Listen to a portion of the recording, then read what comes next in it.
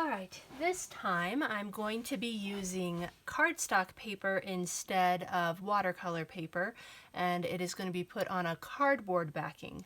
This is probably the least expensive way of stretching watercolor paper. This isn't even watercolor paper, it's the least expensive type of paper I would suggest using.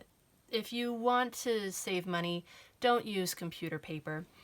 I know it's probably going to be tempting because you're going to have some and it's really easy to print on, and you don't need to go to the store and grab cardstock paper, but it's just not going to hold your watercolors very well.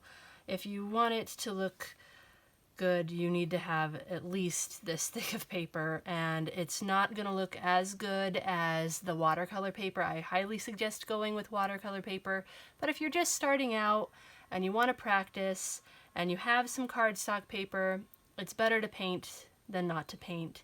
So let me show you how to do this method.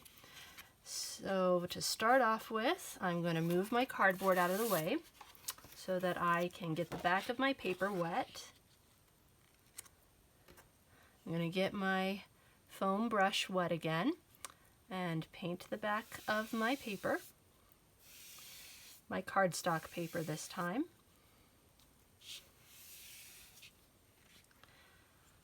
And you'll notice the grain on this paper is going in this direction as opposed to the fibers are going this way. That's why it's curving this direction. And that's just one of the differences between the two papers. It really doesn't matter which direction the grain goes when you're painting something. It's just a cool little fact. That's the way my fibers are going. They're all going this direction instead of this direction this time. I'm going to go ahead and take off some of the extra water with my dry brush, and then I'm going to move this out of the way for a little while and take some toilet paper or paper towel if that's what you're using and dry off my table so that my cardboard won't warp. Cardboard is really nice. Well, it's cheap and it is a little bumpier, so that's going to affect the final texture of your final artwork. That's one of the reasons I don't like using it a lot, but it is less expensive and easy to cut, and you usually actually can get it for free, so that's nice. And if you're doing cardstock, you're probably trying to save money anyway. So let's get the top of my picture wet.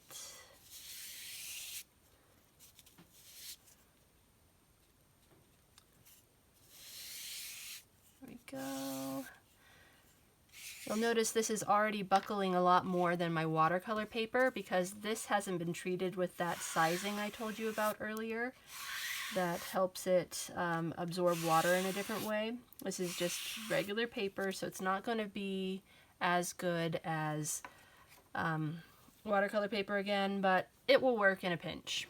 Now, instead of using tape, I'm going to be using staples, and you can use the stapling method with foam core as well. I'm just showing it on the cardboard because it's thin, it's easy to get through with the stapler, and just if you're using things you already have around the house like cardstock and cardboard, you might not want to run out and get painter's tape. So what I'm going to do is I'm going to use my stapler. I'm going to make sure that when I cut down my cardboard, my stapler can reach my picture. And I'm going to just start in the middle of one of my edges and just staple that down. And then I'm going to flip it around and staple the other side. The one thing with the staple method is you are definitely going to lose some of your paper because it's going to have holes in it. And so you're going to have to cut down your image. So make sure your image has enough space to be able to do this. And I'm going to pull the paper towards the stapler as tight as I can, and I'm going to staple the exact opposite side. Now if you're using a thicker cardboard or a foam board, you might need to open up your stapler and staple this way. Mine is thin enough that I can just staple the traditional way. And then I'm going to pull from the center with my finger and pull to the edge. Staple this edge right in the middle, as close to the middle as I can. And do the same on this side.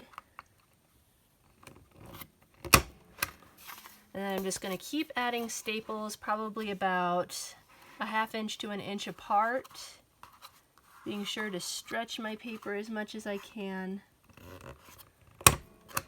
to get the wrinkles out. And I'm always going to alternate which side it is, this side and then the opposite side, so that it gets a nice even stretch. And then when the paper contracts, the staples will hold it in place. Let's do the other sides first. And that'll hopefully keep my paper from getting too wrinkly as I work on it. It's cardstock, so it's going to have some wrinkles no matter what I do, because it's just not designed to take watercolor as well as watercolor paper is.